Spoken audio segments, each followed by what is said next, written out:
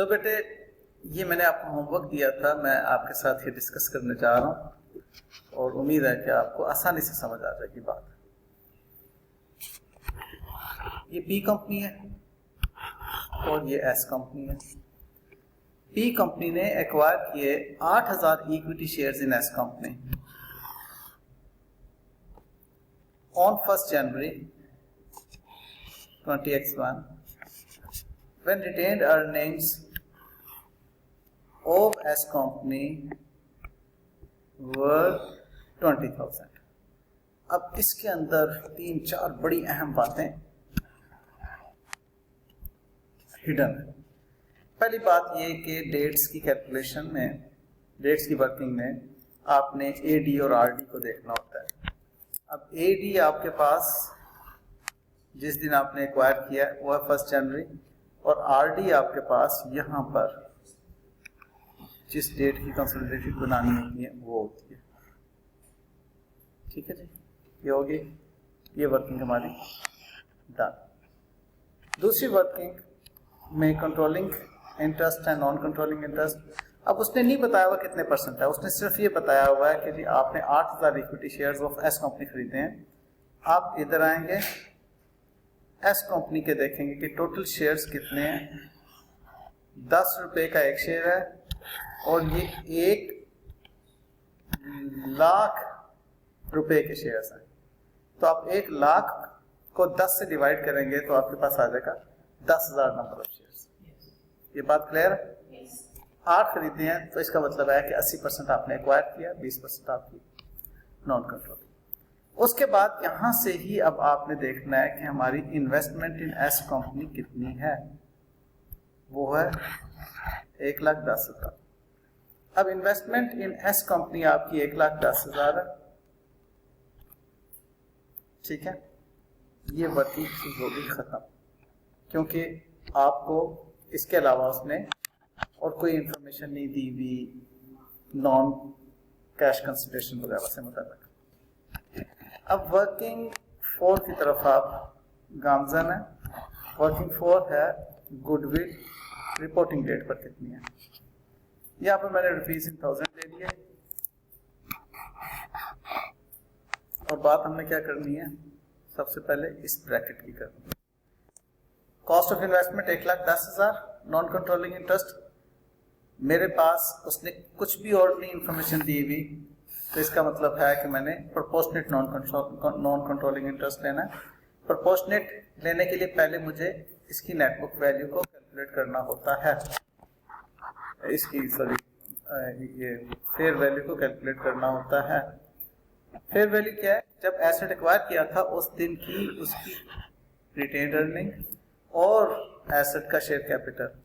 In fact इसको मैं 2 हिस्सों में तकसीम कर रहा होता हूँ, एक प्री एक्विजिशन और दूसरी पोस्ट एक्विजिशन। ठीक है, तो प्री एक्विजिशन इसमें शामिल किया। आपके पास जो अमाउंट आई 120, उस 120 का आपने 20% प्रोपोर्शनेट एनसीए ले लिया। ठीक है, बताइए ये पॉइंट क्लियर होता है या नहीं? इसका आपने 24 आया, ये टोटल बिजनेस की वर्थ बन गई। 134 में से इसको लेस किया, आपका एक्विजिशन डेट पे गुडविल आ गई, इम्पेयरमेंट लेस की, इफ एनी, तो आपके पास गुडविल ऑन रिपोर्टिंग डेट आ गई। ये बेटे जान बहुत इंपॉर्टेंट वर्किंग है, कुछ पूछना चाहें तो पूछ लें।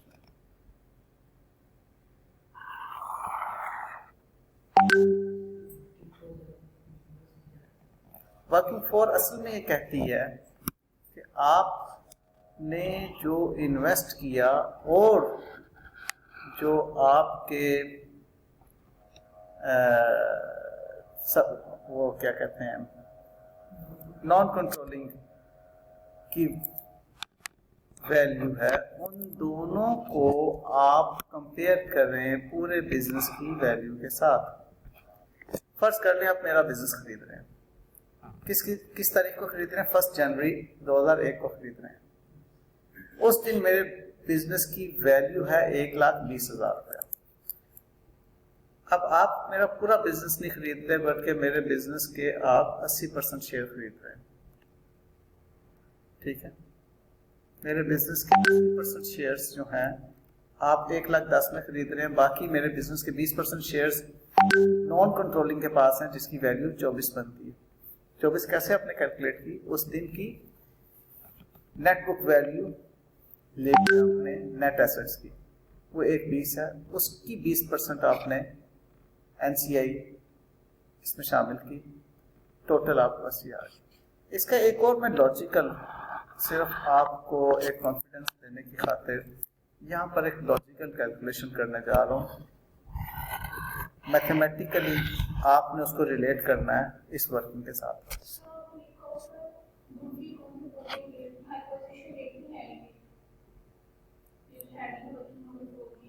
नहीं बेटे, अल्टीमेटली इंपेयरमेंट लेस करने के बाद रिपोर्टिंग डेट पे पहुंचना है ना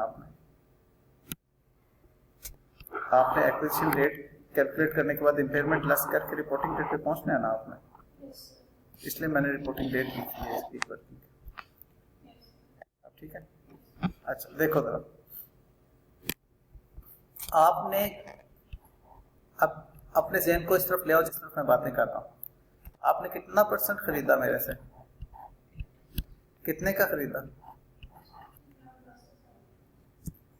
किसको खरीदा? मेरे नेट एसेट्स को खरीदा। किस तारीख को खरीदा? 1 जनवरी X1 को मेरे नेट एसेट्स कितने थे? नेट एसेट्स में मैंने डे 1 पे आपको कहा था कि ओनर्स इक्विटी को नेट एसेट कहते हैं। ओनर्स इक्विटी में क्या है? Share capital and retained earnings.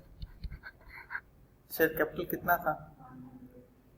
110 का, और ये कितनी थी उस दिन? 120 की।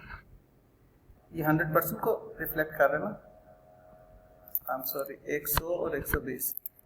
शेयर कैपिटल 100 का था और ये 20 की थी। आपने क्या सारा का सारा 120 खरीदा मुझसे? कितना खरीदा इसका? 80% खरीदा। इसका 80% कितना बनता है? 96। आप 96 की एक चीज है जो 10 में खरीद रहे हैं। आपका दिमाग सही है? मेरे सवाल को इसी तरह, आपका दिमाग सही है? दिमाग सही है तो फिर 110 में 110 रुपए में आप 96 रुपीज की चीज क्यों खरीद रहे हो? क्योंकि आप चाहते हो इसको खरीदना, क्योंकि आप इसको खरीदना चाहते हो। रेपुटेशन उसकी अच्छी है, इसलिए आप ज्यादा कीमत देने को तैयार हो। आपका दिमाग बिल्कुल ठीक काम कर रहा है। आपने 110 रुपए में क्या चीज खरीदी है जिसकी वर्थ 96 है, तो आप कितनी गुडविल दे रहे हैं?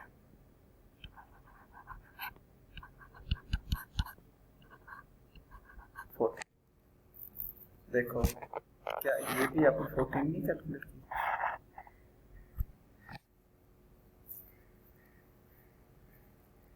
अब मैथमेटिक्स है, अब इसमें कुछ भी नहीं है, कोई अकाउंटिंग की कोई बात नहीं, सिंपल मैथमेटिक्स है। कर क्या रहा हूं? सुनो जरा, कर क्या रहा हूं? यहां पर मैं 100% को लेस कर रहा हूं इसमें से। ये किसको रिप्रेजेंट कर रहा है? 120 में से वो 24 लेस करके मैं शो करूं, या मैं उस 24 को ऊपर ऐड कर दूं? आंसर सेम वही आएगा ना। यहां पर मैंने 120 में से 24 लेस कर दिया जो 20% को रिफ्लेक्ट कर रहा था। ऐसे ही किया ना मैंने। मैथमेटिक्स है और कुछ नहीं है। अगर आपका ज़हन इतना तेजी से मैथमेटिक्स नहीं कर रहा तो प्लीज तेज कर लो। अगर मैं 120 का 80% ले रहा हूं तो इसका मतलब है 120 का 20% माइनस कर रहा हूं, तो 120 का 20% माइनस करने के बजाय मैं उसका 120 का 20% ऊपर ऐड कर दूंगा इक्वेशन की दूसरी तरफ, तो एंड रिजल्ट तो सेम निकलेगा ना। प्लीज अपना मैथमेटिक्स इतना शार्प कर लो, ये बच्चों वाला मैथमेटिक्स है, 4th 5th क्लास का मैथमेटिक्स है। ये कोई ऐसा मैथमेटिक्स नहीं है कि जिसमें मैं कहूँ कि बड़े को थ्योरम्स हैं और कोई पता नहीं क्या क्या डेरिवेटिव्स हैं, कुछ भी नहीं है इसके अंदर।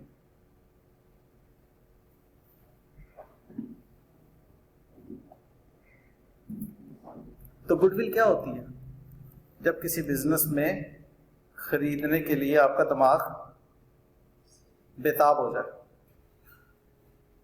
आपका दिमाग बेताब है कि यार ये मैंने बिजनेस खरीदना है, किताबें कह रही हैं 96 का है, किताबें कैसे कह रही हैं? जिस दिन आप खरीद रहे हो, देखो अकाउंटेंट को पता चला 1 साल के बाद वो कंसोलिडेशन कर रहा है, लेकिन आप बिजनेसमैन, आपने एक दुकान खरीदी, कब? आपने तो साल पहले की खरीदी हुई दुकान। अब अकाउंटेंट बोले 10 साल के बाद अकाउंटिंग करे, अकाउंटेंट को फिलहाल साइड पे करो, बिजनेसमैन बन के सोचो, बिजनेसमैन ने किस दिन क्या कीमत दी? एक्विजिशन डेट पे cost of investment, acquisition date पे कॉस्ट ऑफ इन्वेस्टमेंट वो दे रहा है 1,10,000, किस चीज के बदले में दे रहा है? जो उस दिन की नेट एसेट्स थे उसके बदले में। नेट एसेट्स क्या होते हैं? Assets minus liabilities equal to equity. अब या तो उसने हमें उस दिन के तमाम एसेट्स और तमाम लायबिलिटीज बताए होते, नहीं बताए, तो अब इतने चालाक तो हो चुके हैं ना कि एसेट्स और लायबिलिटी नहीं बताई तो ओनर्स इक्विटी उठा लें। उसने ओनर्स इक्विटी तो बताई है ना हमें, तो जो ओनर्स इक्विटी वो नेट एसेट्स ही तो है, एसेट्स माइनस लायबिलिटी तो है। अब बताओ कॉन्सेप्ट क्लियर हुआ आपको गुडविल का? बोलो बेटा। आपने किस दिन खरीदा है इस बिजनेस को? 1 जनवरी को। आपकी कितनी ट्रेड अर्निंग थी? तो उसी दिन का ऐड करना है ना। एक मिनट पहले मुझे बताओ ये क्लियर हुआ है कि नहीं? पक्के वाला क्लियर हुआ?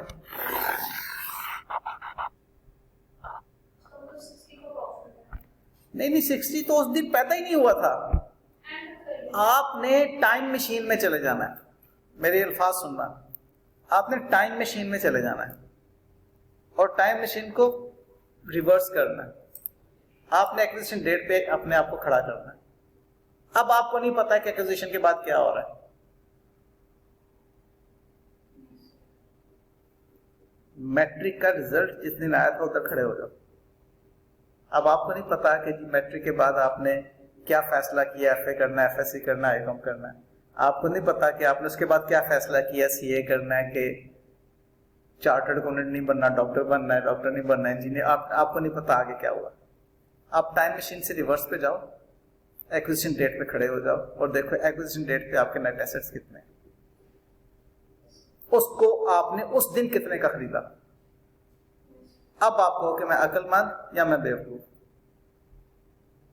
मैं अक्लमंद, मैंने उस वक्त गुडविल दी क्योंकि उसके बाद देखो फौरन ही अब देखो ना, एक एसेट जिसको 110 का आपने खरीदा, अगले साल उसने आपको 60 का प्रॉफिट दिया और उस 60 के प्रॉफिट में 80% आपका। क्या 60 का 60 प्रॉफिट आपका? अगले साल कितना प्रॉफिट आपका? कितना बनता है? 60 का 80% कितना बनता है? 48। तो एक चीज 110 रुपए में खरीदी है आपने, पूरा बिजनेस 110 में खरीदा है, अगले साल उसने 48 रुपए का प्रॉफिट दे दिया, तो झूम नहीं उठोगे? अभी तो सारी जिंदगी पड़ी है। तो आपने इसलिए गुडविल पे की थी उसकी, कि आपको लगा था खैर है ठीक है मैं दे दूं, ये बिजनेस बड़ा जबरदस्त चलेगा। अब मजा आया?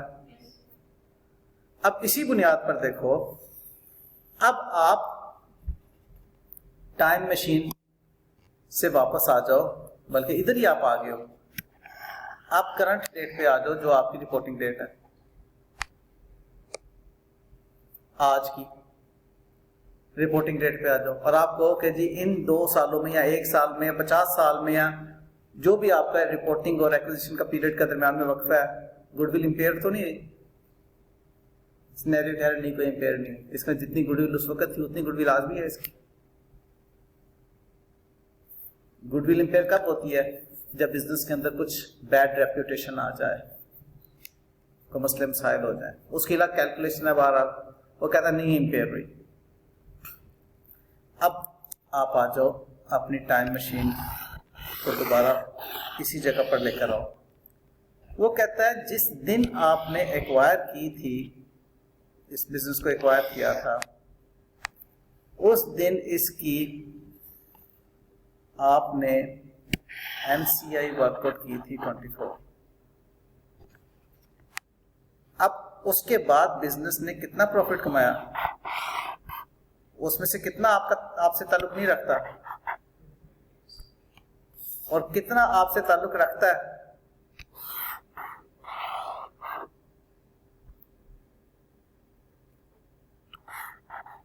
ये बात मैंने की थी। ये दोनों मिलके क्या बनते हैं आपके 60। आपने नॉन कंट्रोलिंग के अंदर 12 ऐड कर दिया और अपनी ग्रुप रिटेन्ड अर्निंग को बनाने के लिए आपने 48 ऐड कर दिया। तो आपने कहा कि जी हमारी इस वक्त ग्रुप की जो रिटेन्ड अर्निंग है वो 248 है और NCI on reporting that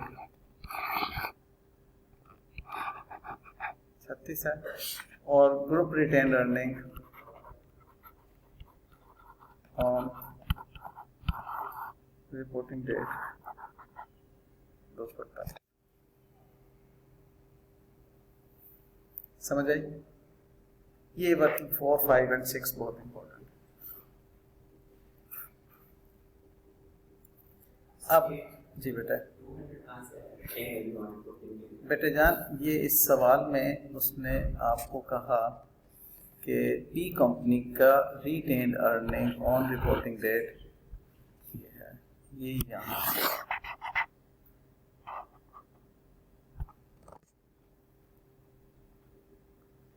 P company का सारा ग्रुप का ही है ना, और एस कंपनी का 20 तो कट गया आपका गुडविल के अगेंस्ट और 60 के हो गए 2 हिस्से।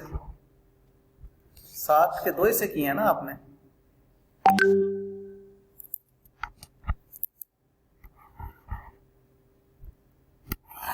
इस 60 के 2 हिस्से किए।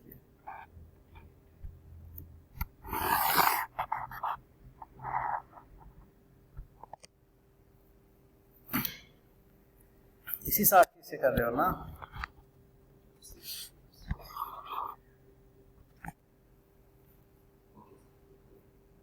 लॉजिक बनती है, बड़ी लॉजिकल कैलकुलेशन है ये कंसोलिडेशन की, कोई तंग करने वाली कैलकुलेशन नहीं है अगर आपका दिमाग बिल्कुल ठीक ठीक चल रहा है। अब आप इसकी कंसोलिडेशन बनाओ।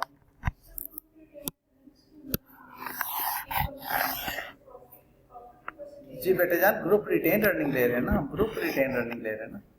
ये पहले रिटेन्ड अर्निंग जो थी ये उसने उसकी अकेले की दी हुई थी, दोनों की अलग अलग दी हुई थी रिटेन्ड अर्निंग, उनको हमने ग्रुप कर दिया। अब उसको ग्रुप करने के लिए ये इसमें प्लस करना है अपने 60 ना, तो आप क्या कर रहे हो, ग्रुप रिटेन्ड अर्निंग को मैं रेटिंग से कर देता हूँ। 200 प्लस 60 तो नहीं कर सकते क्योंकि 60 में से 20 तो आपका नॉन कंट्रोलिंग इंटरेस्ट नहीं, प्री एक्विजिशन था, एक्विजिशन डेट पे था। देखो बेटे ये आपका एक्विजिशन डेट पे है, दिमाग को सही से चलाओ। ये सब्सिडरी कंपनी जो है उसका आज 80 रुपए का प्रॉफिट है एक्विजिशन डेट पर। जब आपकी गोद में आई थी उस वक्त उसका था 20 रुपए का प्रॉफिट। वो 20 रुपए का प्रॉफिट आपने ये ले लिया, ये जो 20 रुपए का है ना उसने यहाँ पे बताया हुआ, जब गोद में ही थी 20 रुपए का था, तो वो 20 रुपए का आपने, अगर ये एरो आप यहाँ से नहीं लेकर आना चाहते तो आप यहाँ से ले आओ, क्योंकि आपने इसको यूं ले लिया।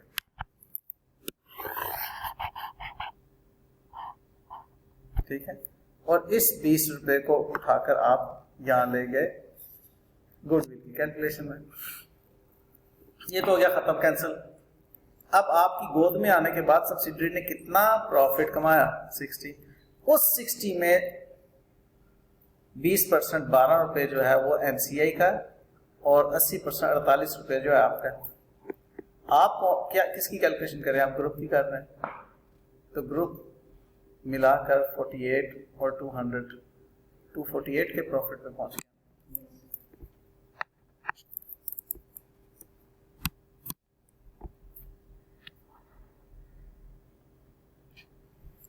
बताइए अब हम क्या करेंगे? अब हम सिंपली ऐड करेंगे। 1400 को ऐड किया और गुडविल हमने जो कैलकुलेट की थी 14 की वर्किंग फोर्स इधर आ गई। इन्वेस्टमेंट इन अदर एंटिटीज हमने की हुई 300 की, यहाँ पर देखो हमने इन्वेस्टमेंट इन अदर 300 की हुई है, वो कंसोलिडेट होगी। करंट 200 200 के 400 हो गए। ठीक है, आपके पास जो टोटल आया 2154।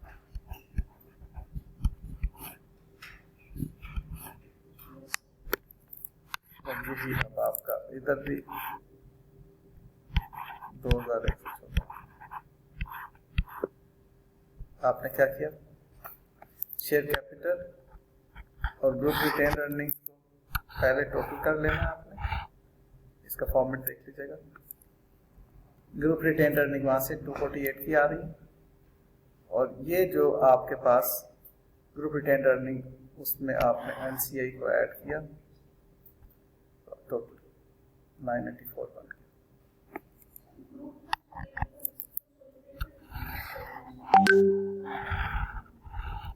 देखो बेटे जान, एनसीआई कौन है? ये मेरे सवाल का जवाब दो सोचकर। एनसीआई कौन है?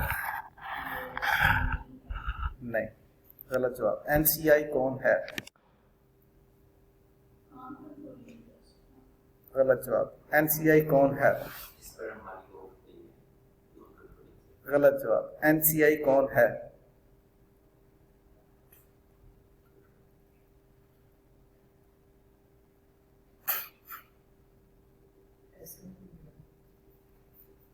एनसीआई कौन है?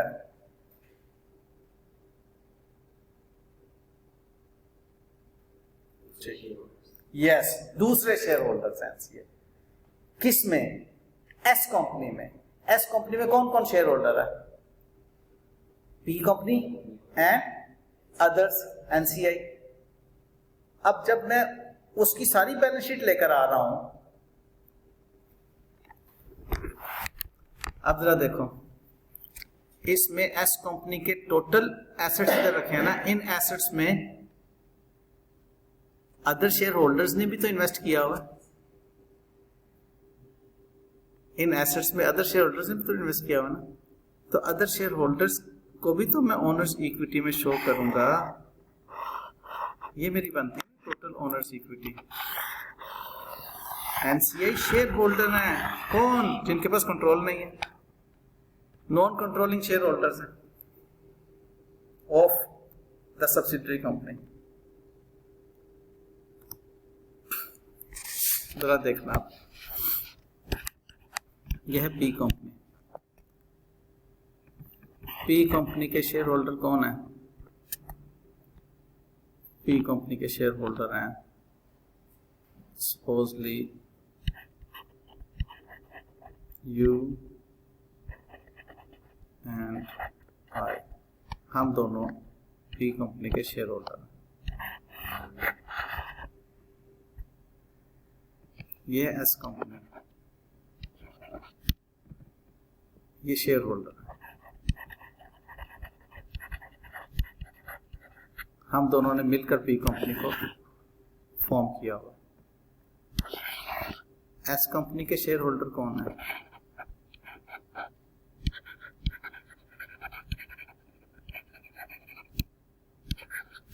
पी कंपनी एस कंपनी के शेयर होल्डर है। और एस कंपनी के शेयर होल्डर कौन है?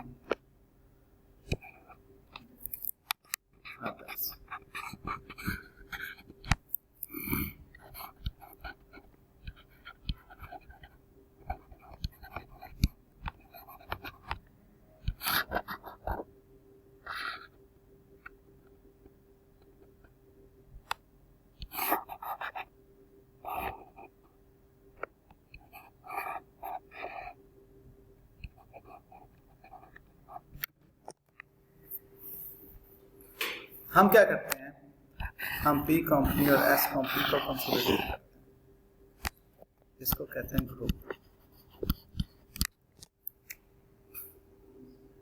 अब जब ग्रुप कर रहे हैं तो क्या हम एस कंपनी के 80% शेयर इधर ले रहे हैं या 100% ले रहे हैं? 100% ले रहे हैं शेयर, 100%। देखो एस कंपनी के कितने शेयर थे? 400 का 400 मैंने ले लिया, तो इसका मतलब 400 के एसेट में 20% एसेट तो पी कंपनी के है ही नहीं है, लेकिन हमने ग्रुप में तो शो कर दी, तो लिहाजा उसकी एनसीआई ओनर्स इक्विटी में शो करना बनती है ना।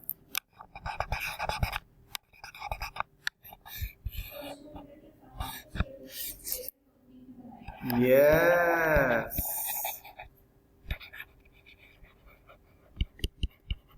तो पेरेंट कंपनी जब कंसोलिडेटेड बनाएगी तो अपनी balance sheet, consolidated balance sheet में एनसीआई को एक शेयर होल्डर के तौर पर शो करेगी। ठीक है, ये है नॉन कंट्रोलिंग इंटरेस्ट का कॉन्सेप्ट।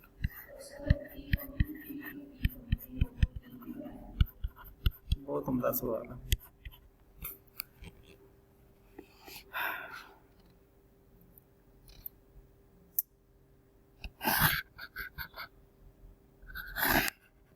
कर दो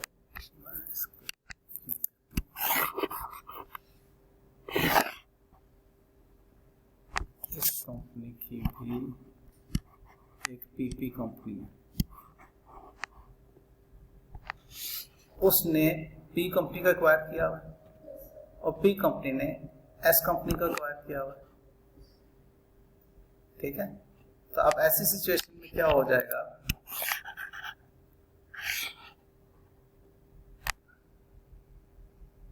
पीपी कंपनी एक बिगर कंसोलिडेटेड फाइनेंशियल स्टेटमेंट है।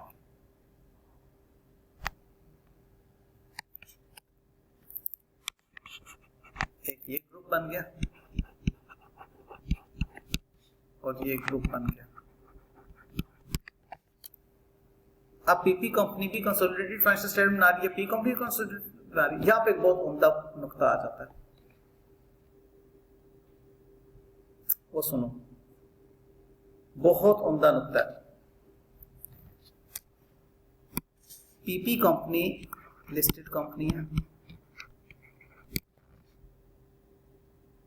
और पी कंपनी नॉन लिस्टेड है। अगर पी कंपनी नॉन लिस्टेड है, हमें लिस्टेड नॉन लिस्टेड का पता है ना, तो पी कंपनी ऐसी सिचुएशन में एग्जेम्प्ट हो जाती है कंसोलिडेशन करने के लिए पी एंड एस की। ऐसी सिचुएशन में पीपी कंपनी जो है वो ओवरऑल कंसोलिडेटेड फाइनेंशियल स्टेटमेंट बनाकर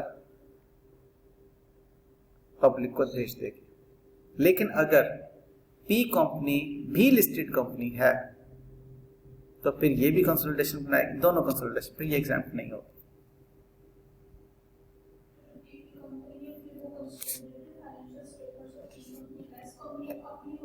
हाँ, फिर 3 बैलेंस शीटें टोटल बनेंगी, वो आप पढ़ेंगे सीफैप में। हाँ, में तीनों की अलग अलग फाइनेंशियल स्टेटमेंट्स दी होंगी सीफैप में, जब आप पढ़ेंगे। एक पेरेंट कंपनी, उसकी एक सब्सिडियरी कंपनी, उसके आगे सब सब्सिडियरी कंपनी, और फिर एक और भी आप सिनेरियो पढ़ेंगे, एक पेरेंट कंपनी की एक से ज्यादा सब्सिडियरी कंपनीज भी हो सकती हैं, और उन किसी सब्सिडियरी कंपनी ने किसी और सब्सिडियरी कंपनी को भी एक्वायर किया हो सकता है, तो वो कॉम्प्लेक्स सिचुएशन में आती हैं। फिलहाल आपके सिलेबस में जो है, अगर मैं इसको यूं लिखूं, ये कैफ का सिलेबस है और ये सीफैप का सिलेबस है। फॉलोड?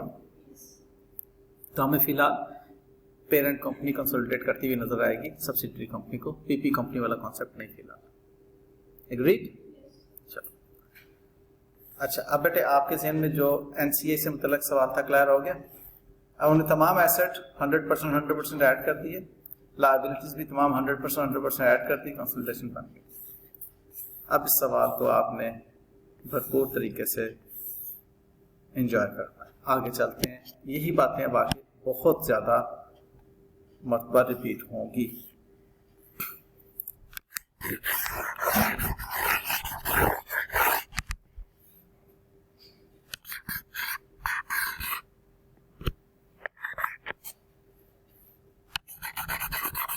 मैं थोड़ा सा क्लीन करके अब आप लोगों को इसके ऊपर लेकर आ रहा हूं। सवाल आपके सामने 100% मौजूद।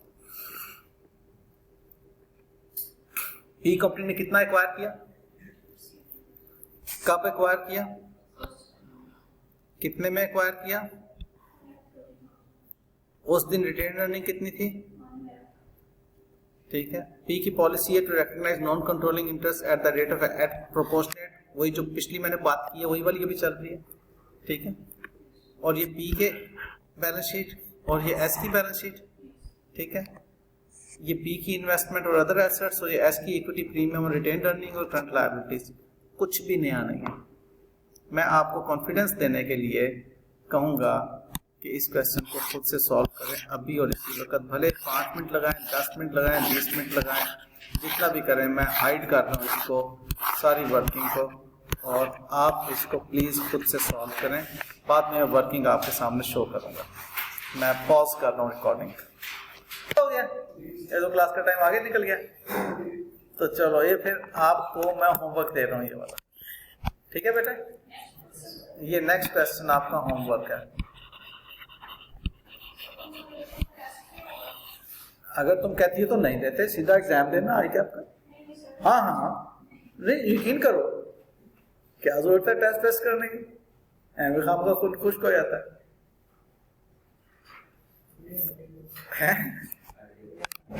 वेडनेसडे को है, मैंने अनाउंस किया हुआ है। कुछ भी नहीं, मैंने अनाउंस किया, नहीं देना तो ना दो टेस्ट है? नहीं दो टेस्ट, मैंने तो कहा हुआ है ना दो टेस्ट। बेटे इस वेडनेसडे को होना है, अगर आपका दिल नहीं चाहता तो बाइकआउट कर दो टेस्ट, तो फिर देना है, ठीक है। चल